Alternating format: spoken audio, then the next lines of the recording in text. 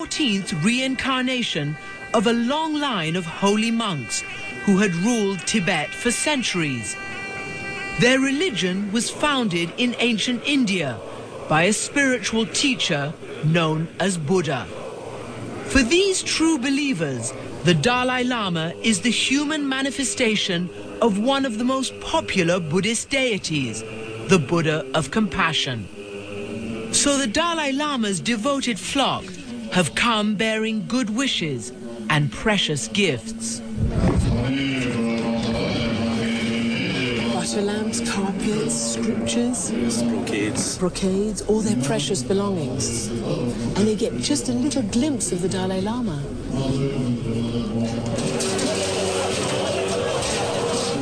Much of what's offered here is then given away to charity, a gesture that helps bind the Dalai Lama to his scattered people. These thousands of monks have gathered here for what's called a long life ceremony for the Dalai Lama. He is, after all, the embodiment of Tibet's spiritual and political aspirations. Today we have seen people who have really revered you. Their faces, people are crying. Are you the reincarnation of the Buddha of compassion? If you ask me whether I'm reincarnation or say some higher being, like some Buddha or like that, then I will say no.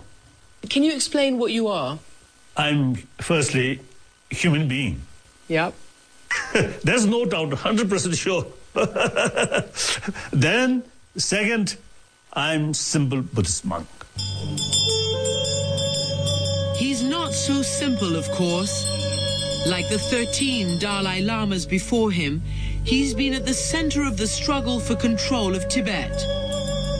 For hundreds of years, the Dalai Lamas have wielded spiritual and sometimes political power, as long as they acknowledged imperial China as their ultimate master. The collapse of China's last dynasty disrupted that pattern, and for almost 40 years, Tibet ruled itself.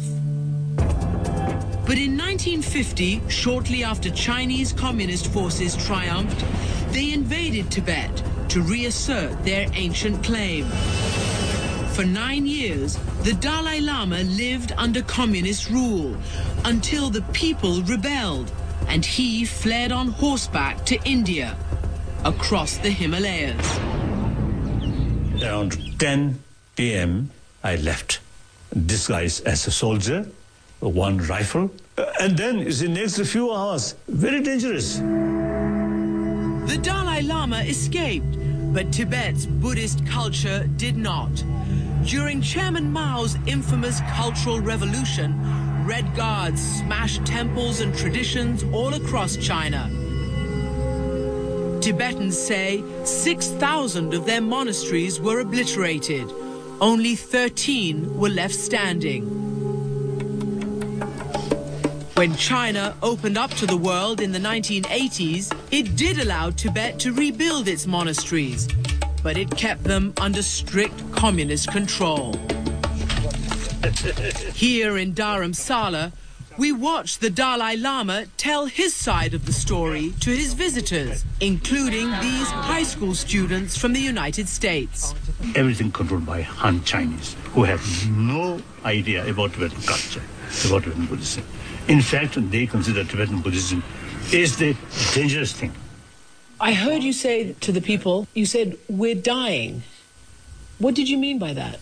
Since Chinese army entered Tibet, a lot of damage, a lot of destruction. Plus, the population, Tibetan population, now becoming minority.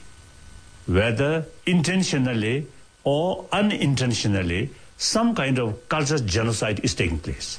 Cultural genocide? That's right. Present situation is a Tibetan nation actually facing death. In the name of liberation, like that. His laughter seems puzzling until you understand that the Buddhist way is to find humor in all human folly. Usually I describe Buddhist culture or compassionate culture, culture of peace, is really worthwhile to preserve. For nearly 50 years of exile, the Dalai Lama has fought to preserve that culture. But he stopped short of demanding Tibet's outright independence. Instead, he's asked only that Tibetans be allowed to rule themselves while staying part of China. Our approach, firstly, very strictly non-violent approach. Secondly, not seeking separation, but genuine autonomy. But even that's too much for the Chinese government, which has vilified the Dalai Lama and cracked down on rebellious monks for the last 2 decades. Monks have been forced to swear allegiance to China and denounce the Dalai Lama. And many, like Nawang Dispel, refused. He spent 7 years in prison before escaping here to Dharamsala. We shouted, "Independence for Tibet, Chinese go home, long live the Dalai Lama." What did they do? On the way to prison, they beat me on the head and I began bleeding so badly. My shoes filled up with blood. The Chinese government refused our repeated requests for an interview or to let us see what's happening in Tibet. Why is it that the Buddhist monks in Tibet take such a risk and pay such a heavy price for being basically politically active? Because we can't practice our religion, they force us to denounce our spiritual guide, the Dalai Lama. Our monasteries are surrounded by the Chinese army, and inside there are spies and officials who make us attend political meetings. If the young monks don't protest soon, there'll be nothing left. And protest is exactly what many young Tibetan monks are doing. When we return, the Dalai Lama confronts his